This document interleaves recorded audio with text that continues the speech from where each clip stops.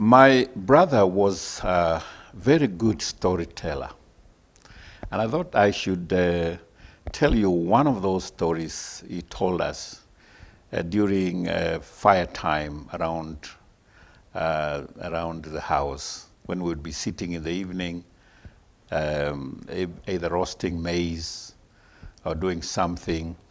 My brother would tell us, he would come up with these stories, very, very interesting. Sometimes he even made the stories, and we couldn't tell, but we would just laugh and laugh and laugh. There's one story he would tell us. This was in 1960s. We just had one of our first athletes, the Kipchoge Keino, win a marathon. So we were talking about racing or running. We had noticed that the Maasai are good racers. They run, but they never win the 400 meters or most of those races, even though they are runners. So my brother came up with this story, said, do you know why the Maasais don't win those races, especially the 400 meters? And he said, let me tell you why they can't win. He said, the Maasais, they remove one of these bones so that the leg cannot really swing and make turns, although they will run very fast. So they will go on a 400-meter run, and as they run the first 100 meters, the Maasai could not make or turn at the bend. So he would just pass on and keep running, only to realize his friends or his competitors have gone on a different side. So he would stop. I still laugh at that. He would stop and see them and turn and run past them again. The next bend, he could not bend, so he would have to keep running and realize his friends have gone or his competitors have gone, and he would stop again. And by the second time, his competitors would finish the race, 400 meters. So my brother would tell us that's why they never win the 400 meters. That's the Maasai. Many years later, I'm going to preach to the Germans. We're at a conference in Germany.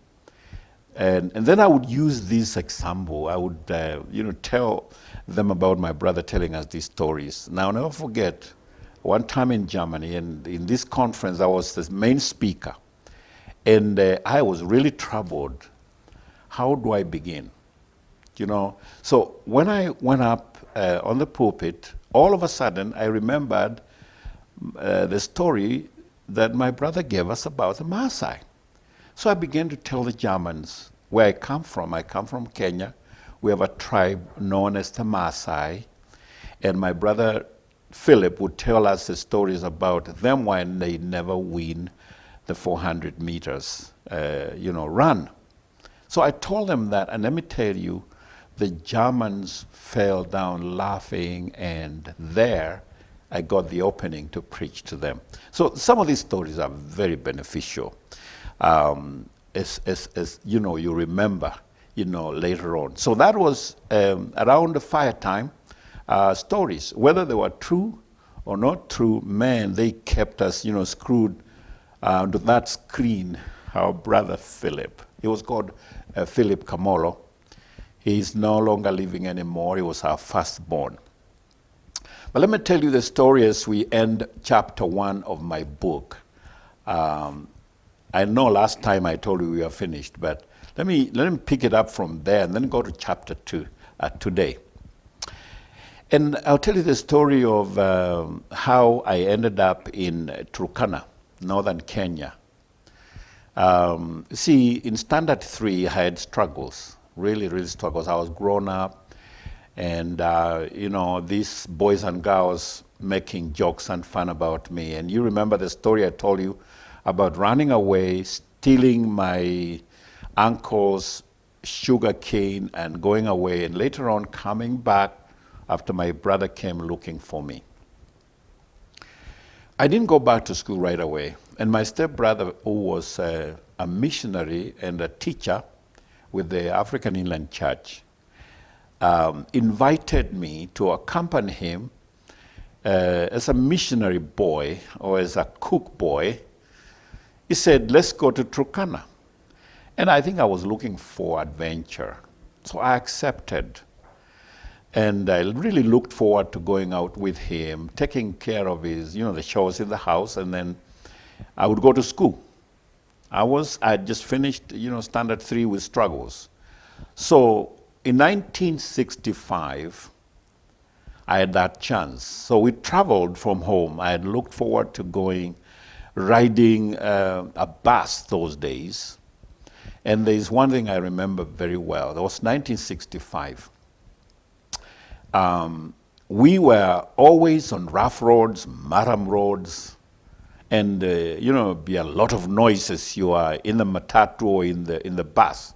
We never called them matatus. I forget what we called them. They were just a bus anyway. So it would be noise. Kaka, kaka, kaka, kaka, kaka, kaka, kaka. We were heading to Nairobi. I really looked forward to seeing Nairobi.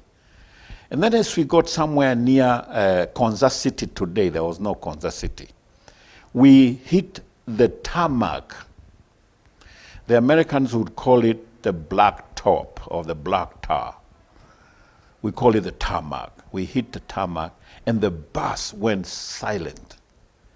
And we are still riding, and I will never forget the first comment from one of the passengers who was in the bus. He said, in the Kamba language, this is what finishes the tires, or this is what wears the tires. This is the tarmac. Years later, I would think, really? Do the tarmac really eat the tires? Or the tires would get finished whether on a black top or on the Maram Road. Anyway, I'm looking forward to seeing Nairobi. So here we begin to see a few buildings here and there. Never seen, tall buildings.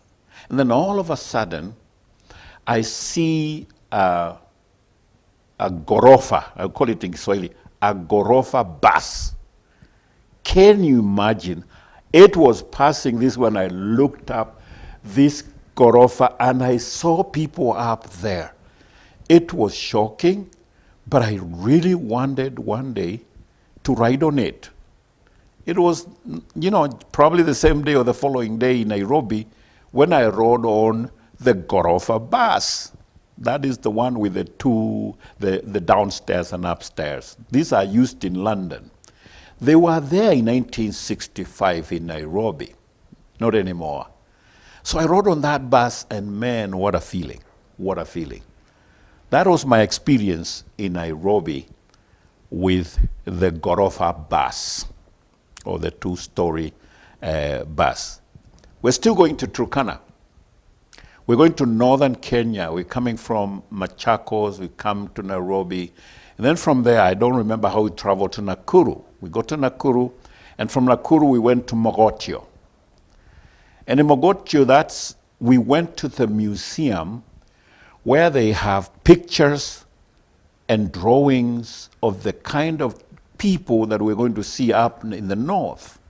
And my brother took me through those pictures, and what was scary, I saw some of the pictures, they have just the head, and some of them, one man had pierced his nose, and he had a thing hanging in front of his mouth. And others had holes below, the lower lip.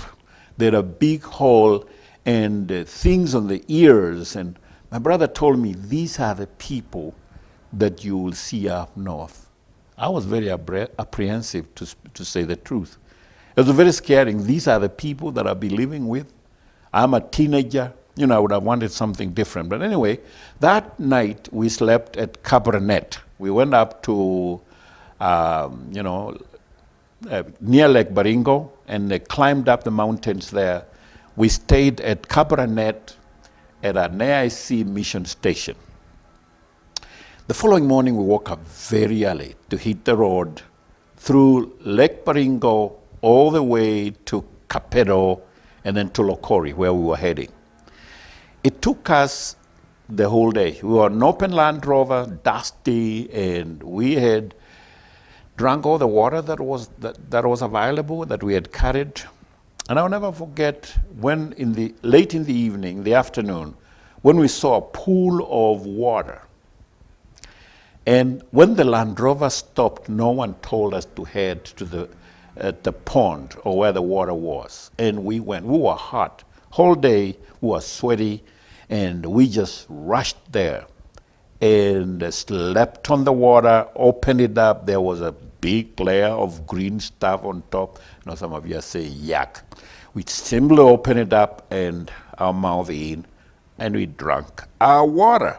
That was our welcome to Turkana. No water, not much available, dry, sand. It was a tough life, real tough. I saw those people, those days, they would go without food.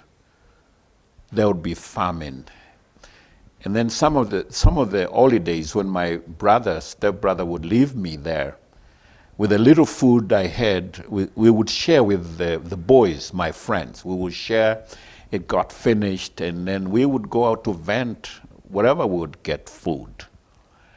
2 areas we found food. One, in the river. We went along the river Kerio, and we found sometimes fish that was left, the mud fish, the big fish, the catfish. We were lucky, we would catch one or catch two, bring home. There are days we went without, or we would find someone was planted millet. And that millet, I was surprised, we would eat it raw.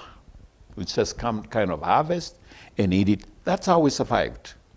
I lost some of my friends who were very close. After some days, can't see them. They don't come from the village. The next thing I hear, they're no more. I'm told, do you know so-and-so? You went to school with? He is dead.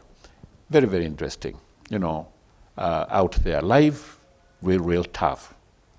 My brother would go and leave me, but there's one time, 1966, when my brother allowed me to go back home. And that is when I had the first aeroplane ride. I think it was a Cessna, kind of a caravan that we took from Nairobi at the Wilson Airport to fly. And can you imagine as such a teenager flying in an aircraft? Man, little did I know that years later, that would be kind of my life, flying, back and forth. But it was quite an experience, because when I got home, every day I would be telling my friends. They would come around and they want to hear stories about Turkana. They want to hear stories about flying and these big buses that I would ride in. Man, I was quite a hero, when I went back home, during the holiday. But let me swing and say, during that time, I had stories about God, about hell, about heaven. My brother, who was a missionary, would tell me this story. We would have devotions. And there's one thing I feared. I feared going to spend eternity in hell. So I really thought that someday I would know how I would escape hell.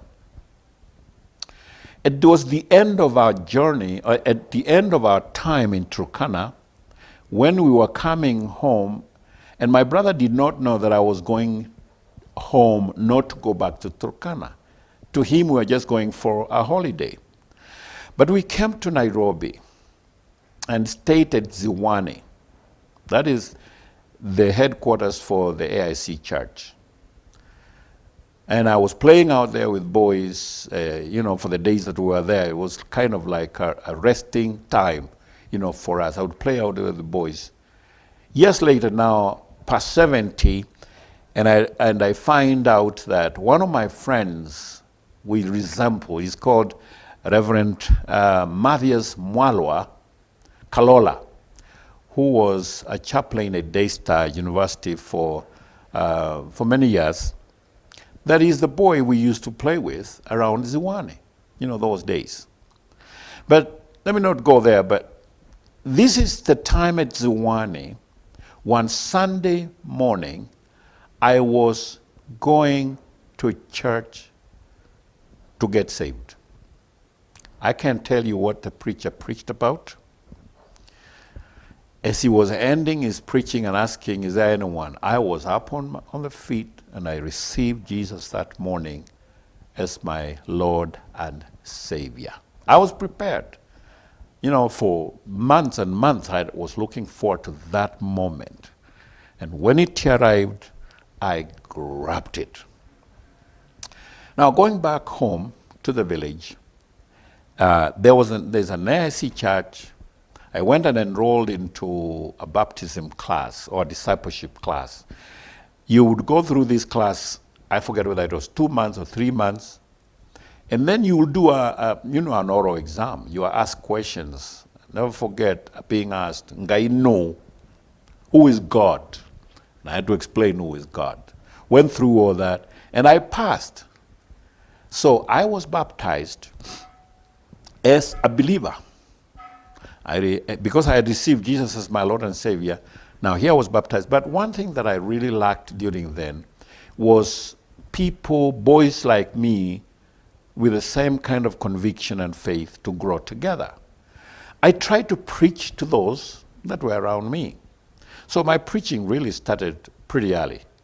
During my salvation days early, I began to share my faith with boys around my village, around the church. It was at that moment I began to feel that others need to know, other boys need to share what I have.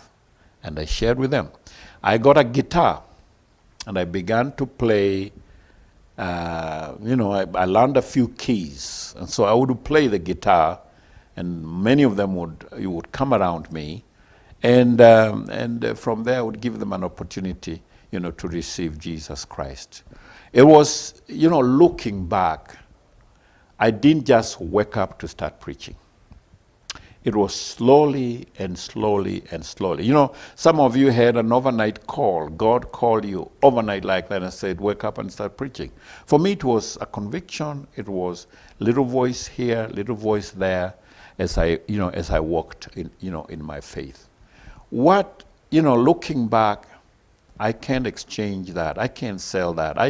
It was God who simply walked with me through that period in my life. I would probably fall back. I would be involved in some things that I didn't like, things that were not good, and I would go back and pray to be saved again, because I didn't know. I thought once you fall, once you sin, you have fallen. You are away from God, and so you are a sinner again. So you need to get saved again. I believed I got saved many times. Because of falling and waking up. Falling and waking up. The Lord was good to me. That today now I know that I am born again, that I am saved, that I am, not that I don't sin, but if I do, we have Jesus Christ, whose blood was shed on Calvary, and he cleanses us from all sin. Waiting for the next episode on chapter 2. Hang on there. Please put on subscribe on this YouTube channel so that you can get the episodes once we upload on the net. God bless you.